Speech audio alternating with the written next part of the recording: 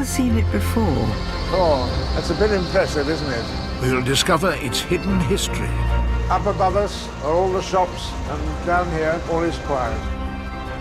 We'll catch up with old friends. Lovely to see you. And face new challenges. I hope we can find a mooring. If not, don't quite know what we do, really. It's a route we've never attempted before. Jim! Jim! I'm sure we're meant to be going down there. So all may not go according to plan.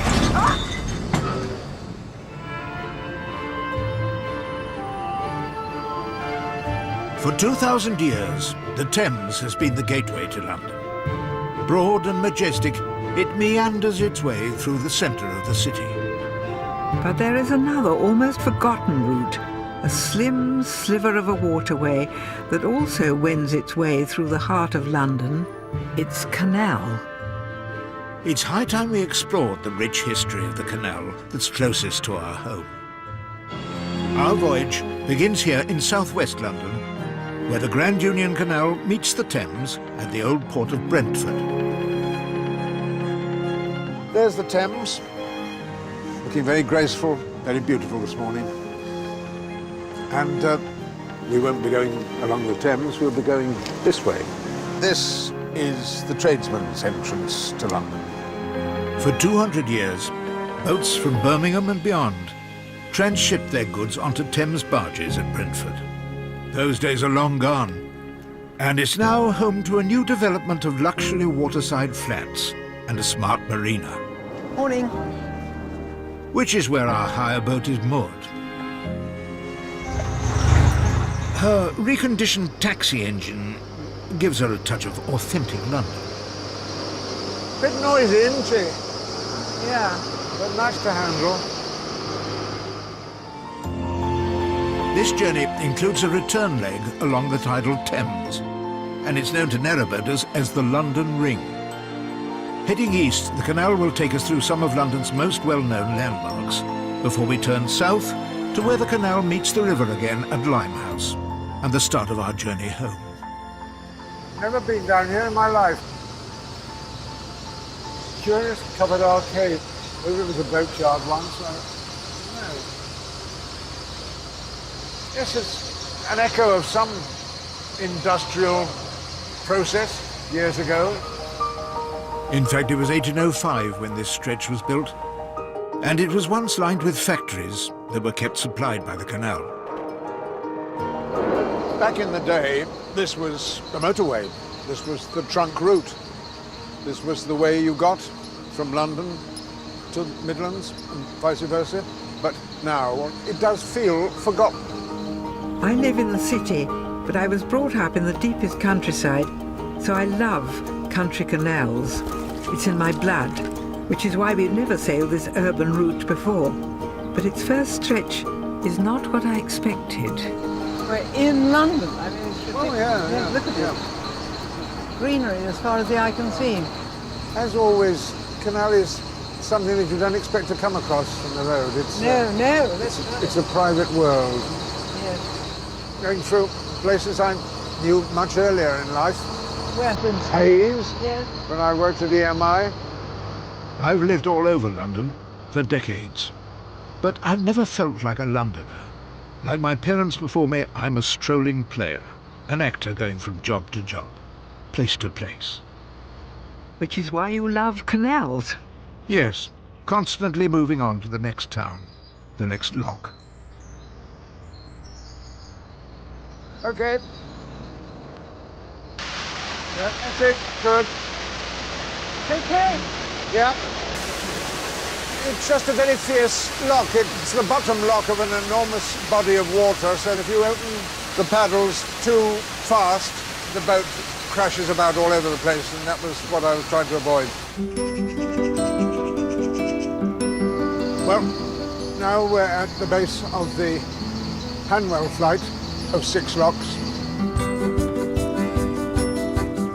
Carrying cargoes to and from Birmingham, the old bargees knew this as the Thick of Hanwell. Today, it's a scheduled ancient monument, but it's still in good working order. Fortunately, there are a couple of lock keepers who look as though they'd help us. Very nice. Good morning. Good morning to Brilliant. you. Morning. I usually have to do that. Ah, well. The extra help is a chance for us to make up for some lost time. The skipper's got us all working flat out. But it still takes us ages. Oh, God. Can't imagine why.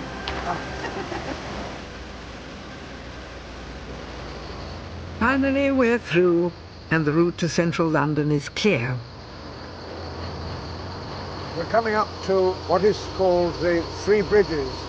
It's a very complex bridge, finished by Brunel. Actually, it was in fact the last work, I believe, that Brunel ever did. It's a combination of road, rail, and water. Look, see the railway, and us, and the road. Yes, it's pretty remarkable.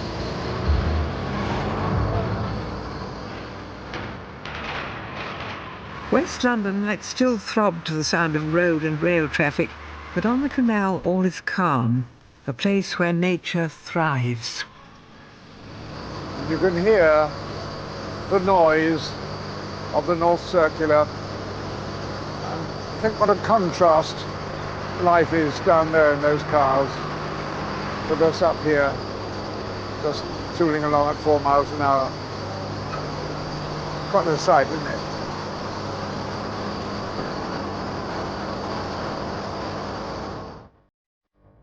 When it opened in 1801, the Paddington Arm wended its way through fields and countryside. Today, it's just a thin green corridor, slicing through the seemingly endless asphalt and warehouses of West London. But as we inch ever closer to the inner city, there is a change of scene. In a moment, we're going to pass Kensal Green Cemetery, which I've never realised was actually adjacent to the canal. In fact, a lot of people came by water, bringing their funeral parties. To come to your grave by canal, funeral procession at 4 miles an hour. Yes. I think it's It's very a touching. gradual slowing down that Yes. prepares you for the stasis of eternity, I suppose.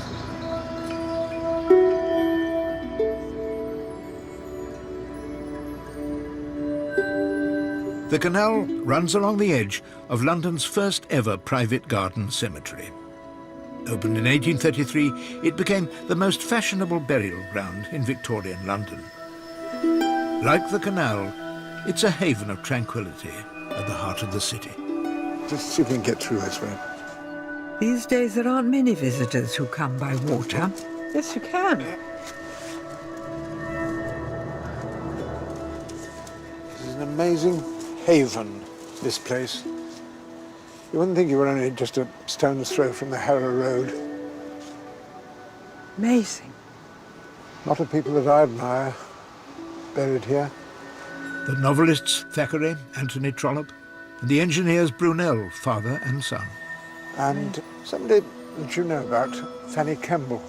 Oh, bless her. Is she here? Should we go and find her? Oh, I'd love to.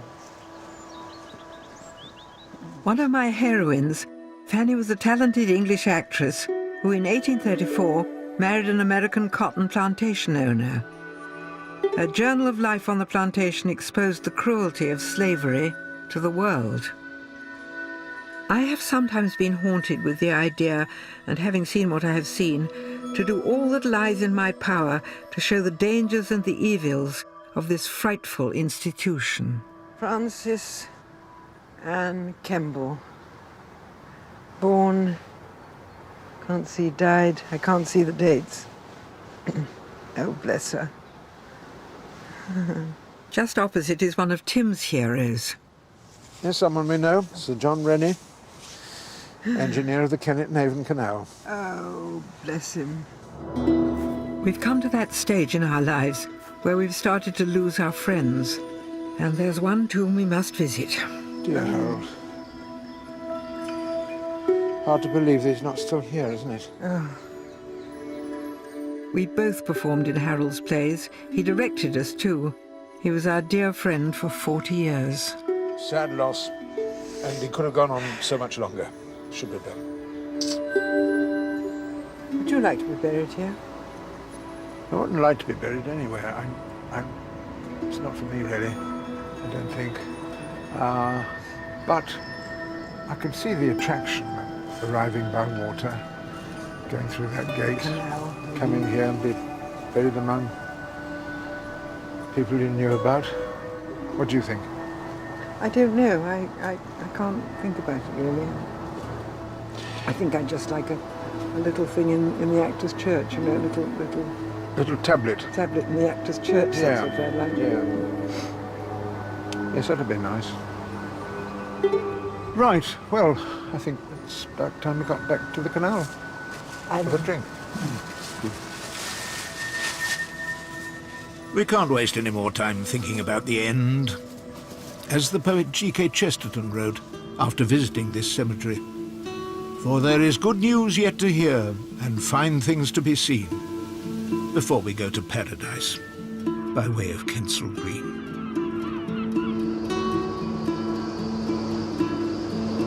Look, it's nearly sunset. Yeah. How far have we got to go? About another hour, I would think. Ooh. Yeah.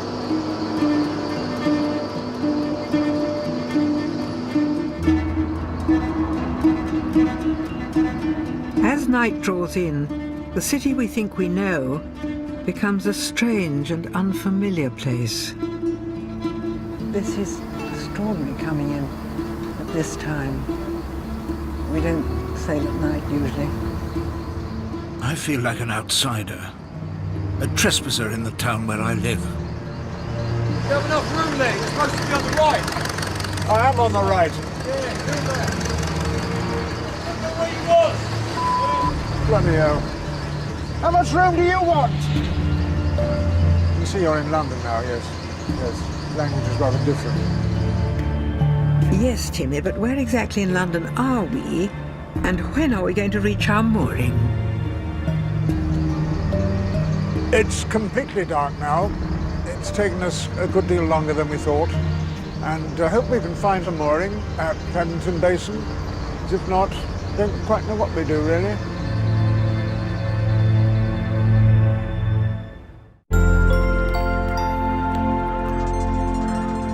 We love canals for their peace and tranquility. Unfortunately, that's in short supply in this particular part of West London. Yes, you get a different sort of dawn chorus beneath the M40. I slept a bit, did you? Yep. We haven't had such an urban mooring, well, ever, I think. No, we haven't really, no. Everyone's got places to go, jobs to do, and so have we. Crew, Yes, cast off, will you? right. But I suspect our commute will be a little different from theirs. It's lovely to see them walking to work now and thinking, what a boring day we're going to have in the office. Hee hee. Whilst they're pinging emails over the interweb, we'll be cruising the 19th century superhighway, crossing Regent's Park through Camden Lock before mooring up at King's Cross. Oh, that's a bit impressive, isn't it? Yes. Where are we? Paddington. We're in Paddington. I think it's quite impressive now, a bit of New York. I wonder what this was like 50 years ago. Pretty derelict, I would expect. Paddington was an important canal terminus. Everything that the city wanted was brought in and out of its basin. A wasteland for decades, it wasn't until 1999 that the canal was drained and redevelopment began. When we've turned the corner, we'll be meeting Andrew and Melody Oh, good. Whereabouts are we meeting them exactly? in Little Venice. Oh, right. Yes.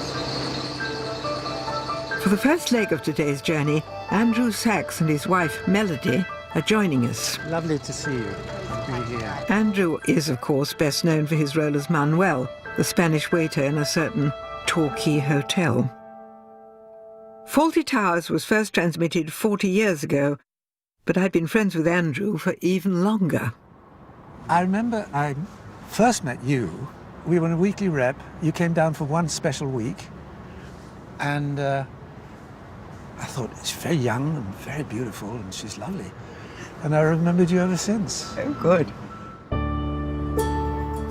Dubbed Little Venice by the poet Robert Browning, this elegant stretch is where the Grand Union officially becomes the Regent's Canal. Oh, that's cute, isn't it? We're taking Andrew and Melody as far as Regent's Park, which gives me a chance to catch up with my old friend, who's recently written his memoirs. That's my dad. Oh, yes. That's me, first time in school in Berlin. We made Fawlty Towers together back in the 70s, but sometimes I have trouble remembering the details. I'm hoping seeing Andrew will jog my memory. Manuel loves Mr. Fawlty and will do anything for him, no matter how much Fawlty abuses, insults, and hits him. She got crazy. Crazy. I said to her, you tried to see in Daryl's room, and she got crazy.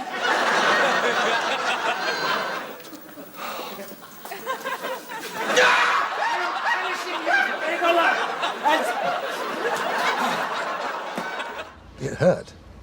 God. Did it? Oh, yes. Oh, dear. Jesus Christ. I played Sybil, Basil's rather domineering wife. She was partly based on a woman I knew who ran a hotel in Eastbourne.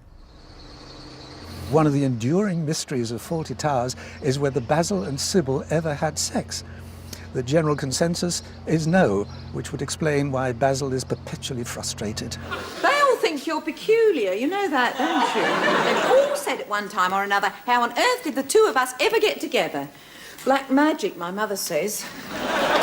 Well, she'd know, wouldn't she? Her and that cat. Well, it wasn't a happy marriage, was it, for you and him?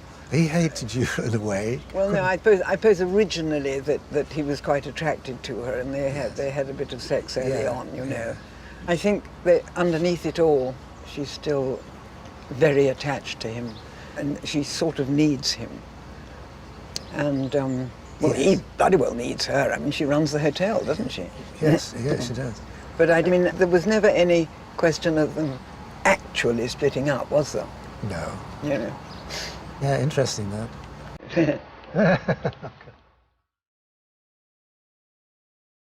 We've now emerged into the grandeur of Regent's Park, which was laid out by the architect John Nash in the early 1800s. Oh, look at that house. Fabulous. Although they look like Regency villas, these houses were in fact built in the late 1980s. But that doesn't stop them being amongst the most expensive canal-side properties in the country. Currently valued around 60 million each. Lovely architecture here. It was originally planned for the canal to cut straight through the middle of Regent's Park. But in 1812, the wealthy new residents didn't want the working boats spoiling their view. So the canal was forced to follow the park's northern edge. Which leads us to the location of London Zoo. Andrew's loved the zoo ever since his family moved to London before the war. That's Snowdon Aviary. Oh, right. And variety of birds. It's wonderful. Big and small. Opened in 1828, London Zoo has straddled the canal for 188 years. It's home to over 800 species.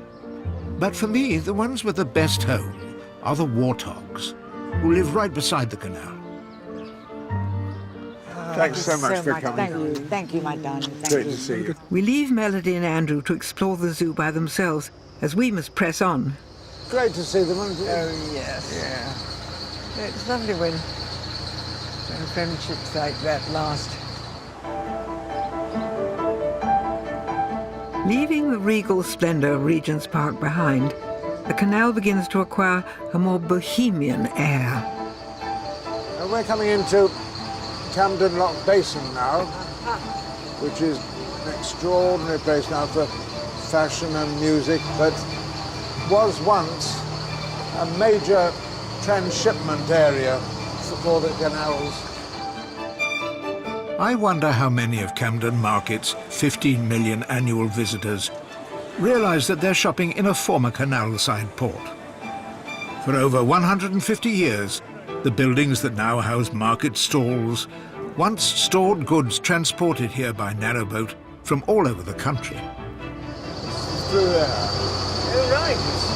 What's it called? Dead Dog Basin. Dead Dog Basin. Yes, I don't know why, but it was where the boats came and unloaded their cargoes and put onto packs for horses.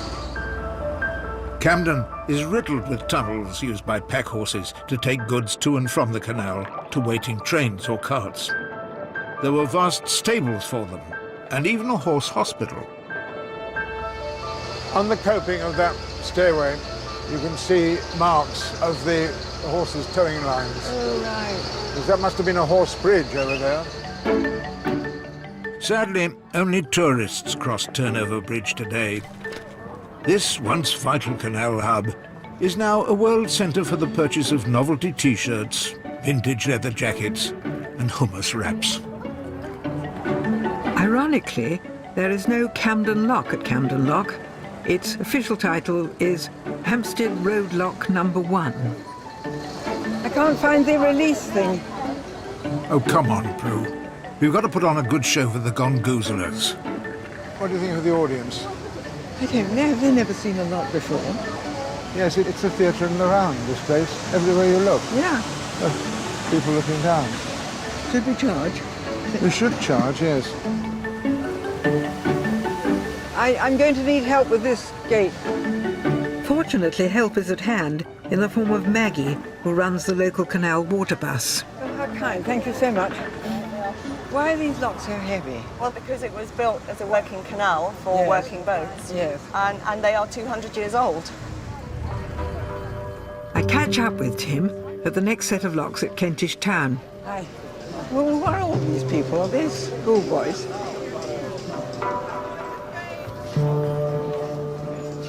This canal crowd are a little scruffier than usual, and so is the canal.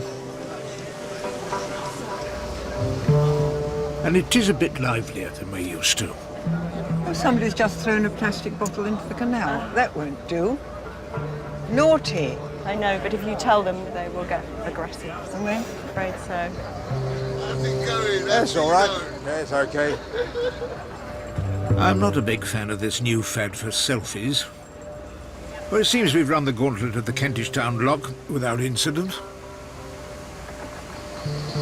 We're a bit scared of them, What? the people there. No, not especially, no. I heard a bit of shouting and swearing, you know, but it was just like home, really. That's my Prue. She may be only 5'2", but she's rarely intimidated by anything. I'm nearly 5'3½", thank you. Heading east towards King's Cross. Here, the old canal-side London has almost entirely disappeared. Very dramatic, this, isn't it? I mean, this area is clearly transformed now. It's a bit posh, isn't it? Yeah. You know, expensive flats and balconies. The redevelopment of St Pancras and King's Cross stations has led to a canal-side property boom. Fortunately, they've retained a few of the original features. This gas holder is, I think, listed. Is it? Yeah. It's rather wonderful, isn't it? Beautiful. Here at least, this once forgotten waterway is definitely back on the map. Something else that's undergone a transformation is this old petrol station, which now fuels humans instead of cars. Splendid. Oh, lovely, thank you. Thank you. Are you enjoying this journey through London? Yes, I am, because it's completely different from anything we've tried to do before on the canals. Well, it's seeing lots of London that one didn't know anything Well, that's about. extraordinary, yes. Yeah. As somebody who's moved about quite a lot, do you feel like a Londoner now? Yes, I think I do, actually. Yes, yes. I'm not sure that I do, actually. Really? No, when I've worked in London, I've never felt that I'd come home, do you know. Where do you feel home? I don't feel home in that way anywhere. Yeah. I just like to visit places. I think I've always longed for a base. And in a funny way, our silly house in London, on a busy main road, Yeah. is that for me now. And up to a point, funnily enough, the boat, because it's my It could be a home. liveaboard. Yes, it could be. Yes, you? it could be, yes. The canal is brilliant because it's very slow, and I've got my little nest all round me. I mean, I'm cooking. I mean, the wildlife I see from the galley is sometimes very extraordinary, you know, the otters and the foxes and, well, and the birds, obviously. And I feel I'm another one of them. I'm this lady fox who's under the ground cooking for her chap. Well, I'm glad I've got my lady fox to look after me in this strange, ever-changing city.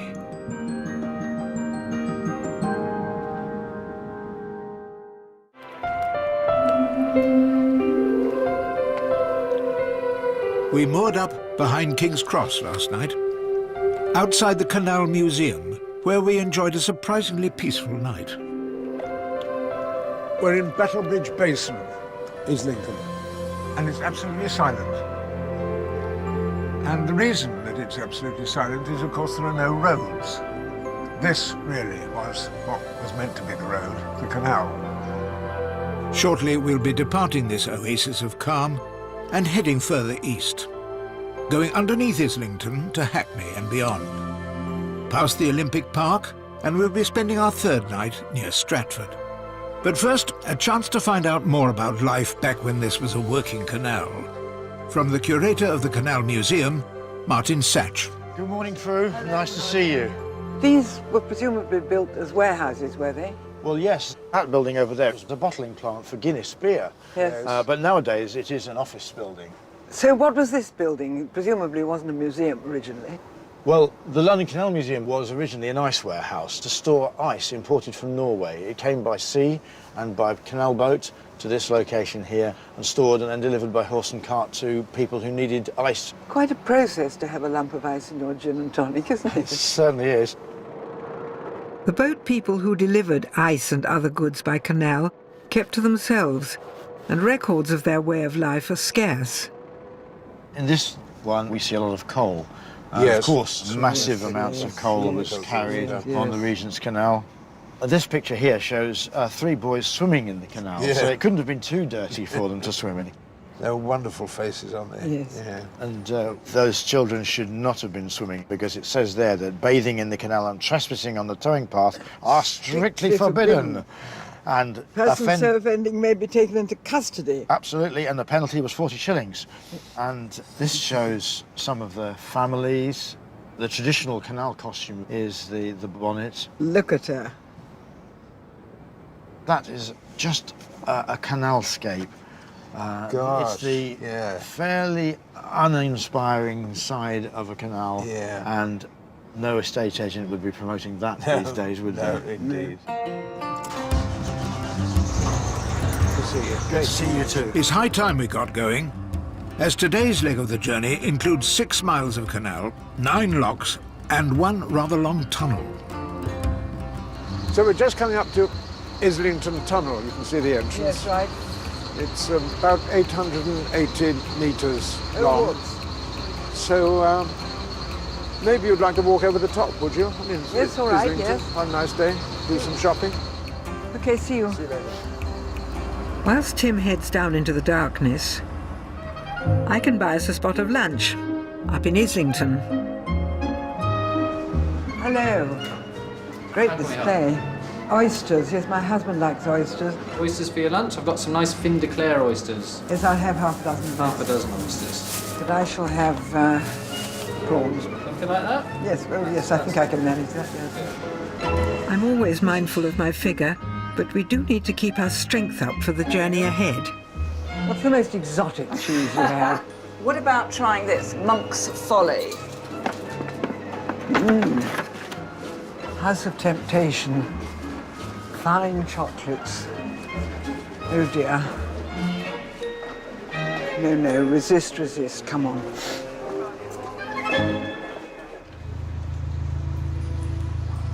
This is why I love canals. I'm getting to see the secret side of London. It really is a tale of two cities. Up above us are all the shops and cafes of Islington. And down here, all is quiet. In 1818, this tunnel was built using 4 million bricks. There was no towpath for the horses, so for the first 100 years, boats were pulled through by steam-powered tug. Down here, boatmen were working, carrying goods to make money for the people living up there. I did walk past the chocolate shop, but I didn't get very far. It's really soft caramel, touch of sea salt, Magic. peanut butter and raspberry. But I mustn't, I really mustn't. How about Marmite truffle? Yeah, give it a go. Fascinating. Cigar leaf? Unusual, isn't it? Would you like to try it? Yes. Delicious. Well, I succumbed to temptation, but I'm going to give them all away. Yes, yes. I'm not going to eat them. I've got your lunch. Good. The other side of this lock is a former transport hub for the City of London. 200 years ago, City Road Basin was lined with wharves where coal and timber were offloaded. It was also home to a well-known removals firm. Just going to take a quick peek. I'm sure I'm meant to be going down there. What is he doing? Jim! Jim! Sorry. What were you up to exactly? Down there, that was the headquarters of Pickford's, the removal people. Oh, right. The They family. removed by Canal. Yeah, they did, yeah. From this location 200 years ago, Pickford's could deliver a package to Liverpool in just 7 days. Not bad going for the 19th century.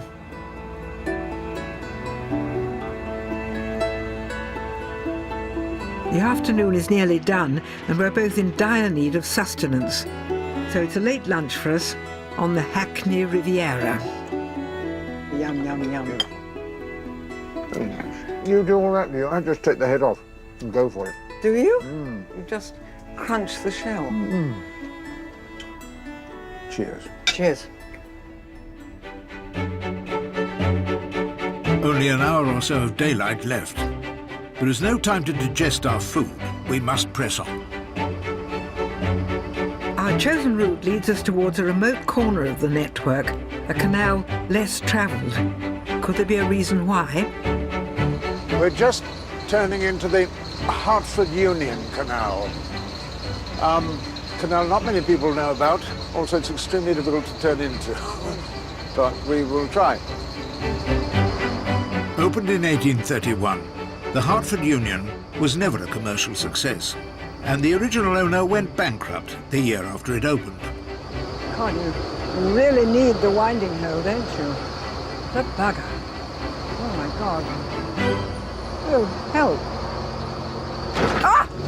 All right. Yes. Lucky I didn't fall in. My God.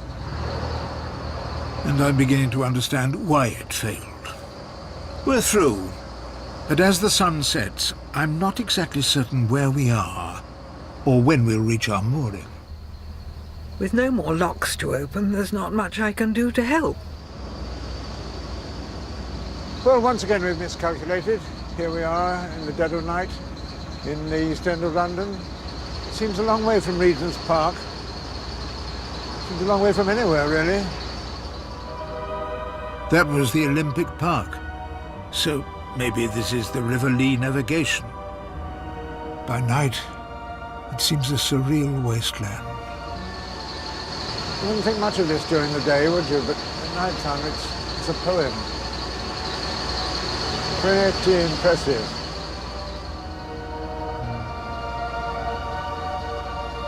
At last, I see the lights of what I think is our mooring. I don't know where this is. Anyway, here we are. And we've got that to keep us company at night. It's good. when we wake up in the morning, perhaps we'll have a better idea where we are. If we do wake up in the morning. Good night.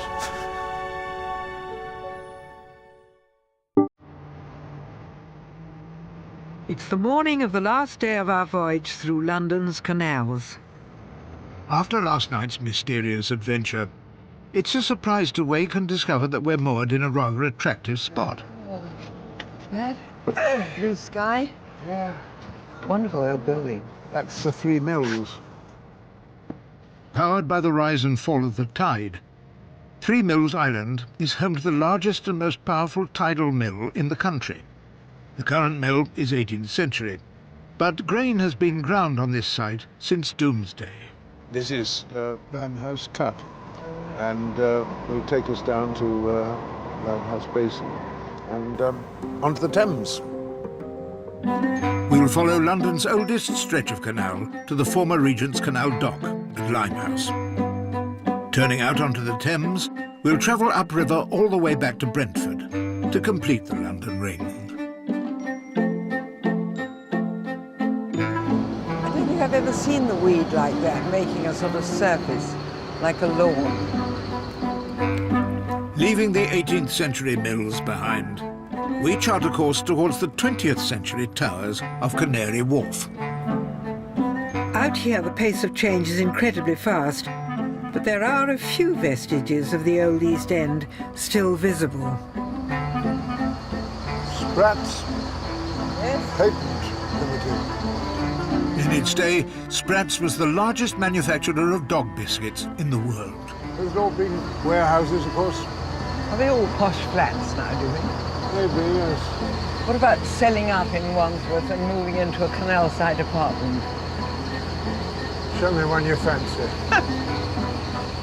Look at that, 20 bottles on that balcony. Let's have a good party. Yeah. It's a short run now to the point where the canal meets the river. We're coming to Limehouse Basin, which was huge at one time. It would have been full of bonded warehouses and cranes unloading stuff from the seagoing ships onto the canal boats. During the 19th century, this was the gateway into Britain.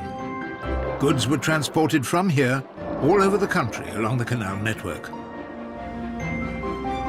Ocean-going sailors were paid off at Limehouse. Many of them were Chinese who settled in the area, turning Limehouse into London's first Chinatown. It's not quite the end of our voyage, but time to stop for a pint at a traditional dockside pub, once popular with both sailors and bargees. It also happens to be owned by an old friend of ours, Sir Ian McKellen. Lovely sight. Hello, Prue. Come and sit next to me. Lovely, thank you very much. Hello, you all right, yeah? Fresh from the barge? Fresh from the barge, yeah, well, it's a narrow boat. Yeah. Hard work, isn't it? Hard work for the crew. Are you put on shore and have to turn the lock? Yes, yes. Really? Yeah. And you're shouting orders Well, from yes, the... because I mean, you need a responsible person at the tiller. Come on, I'm allowed to take over sometimes. I insist. Well, welcome to the Grapes. Thank you very much. Yes. Lovely to be Good to see here. you. About time, Thank too. you. When did we last work together, Tim? Ooh. I know, 1969. Yes, he's right. I played Bolingbroke to Ian's Richard II. He was only 3 at the time. I'm not exactly. Yes, yes. I don't think you were born. No, I wasn't. But you've been living here for I as long lived as in I've known you, I Limehouse think. for 34 years, Yeah. just along this 18th century terrace. This was apparently the pub which was the traditional place to come and refresh yourself after the long journey of the canals, and possibly to fraternise with the seamen from the big ships. That's right, who were docking just along in what is now Canary Wharf. Yeah, yeah. Walter Raleigh set sail from Limehouse Reach. I know. So the third voyage to America started here. But the pub's most famous drinker wasn't a sailor, but a writer, Charles Dickens, who immortalised the pub in Our Mutual Friend. Chapter 3, this is a little description of what could only be the Grapes. A tavern of dropsical appearance, long settled down into a state of hale infirmity. It had outlasted many a sprucer public house. Indeed, the whole house impended over the water, but seemed to have got into the condition of a faint-hearted diver who has paused so long on the brink that he will never go in at all. Oh, what a sense of humour. And Conan Doyle was down here, I suppose, mapping out Sherlock Holmes' visits. But he'd be going to visit the Chinese in the hopes of picking up a bit of opium. Right, yes, yes. And now this pub is what? Mainly, it's a local boozer, really. Yeah. Quiz night on Monday, you know, Yeah. that sort of thing. And I put Gandalf's staff behind the bar, and that excites some Oh, people. right, yeah. You know, we don't have any slot machines, and we don't have any music, and we don't have any television. It's a proper pub. So you can hear yourself talk. Lovely. What's the phrase? Bon voyage. Bon voyage. Yeah, that'll do. Bon voyage. It's time for us to head upriver for the last leg of our journey. But we have to change vessels first, because at present hired narrowboats are not permitted on the tidal Thames. Careful your step. Yep, right. Lovely. Thanks very You're much. welcome. Lovely vessel. Fortunately, the cruiser Chasney and her skipper Terry are allowed on the river. And we're out onto the Thames. Having unloaded at Limehouse, cargo ships would have turned downriver towards the sea. We're headed upstream to complete our voyage around the London Ring. Oh, help. Quite choppy, isn't it? Narrowboats are not designed for waters this rough, and I'm now rather glad we swapped vessels. Timmy, look! They're lifting the bridge for us. No, I've a feeling it's for a somewhat larger vessel. What a splendid sight. She's the training ship Stavros Niarchos, and is the largest tall ship built in Britain for a century. And we can sneak under the bridge at the same time. Pretty bloody good timing, that. Probably hasn't been up in a week. When I first came to London, nearly 60 years ago, both the city's canals and its river seemed forgotten, neglected. But look at it today. I think one of the most exciting things that's happened during our lifetime is that people have come to love the Thames again. Yes. Well, the canals, I suppose, are what you call the tradesman's entrance to London. Yeah. And this is your actual front No, door, we're on, isn't it? yes, so we're on the Broad Walk, aren't we? Yeah. Yeah. This voyage has shown us that it's not only the Thames that's found a new purpose, new popularity. From west to east, Londoners are rediscovering their canal as well. We've uncovered some of the city's forgotten history and glimpsed its future. And this has been a voyage through our own past. It's like dying, really, one's whole life passing in front of one. All the different places we've lived in London. All the places we've been, friends we've known. And the friends we've lost. Our journey has shown this country girl that London is now my city, where I belong. Not me. I'm still the strolling player, going from job to job. So where is home then, Tim? With you, of course, wherever we are. Well, that's all right then. Next week, a pilgrimage to the inspiration for Britain's canals. The Canal du Midi in the south of France. Very impressive. There'll be chateaux to explore, wine to drink. And bridges to hit. Oh, bugger. À la prochaine. A historic moment on Channel 4, the burial of King Richard III. Our exclusive live coverage from Leicester Cathedral begins on Thursday morning at 10, with highlights later at 8 o'clock. Imperial drama next tonight. Ralph's past is catching up with him, and Alice has a new admirer as Indian Summers continues.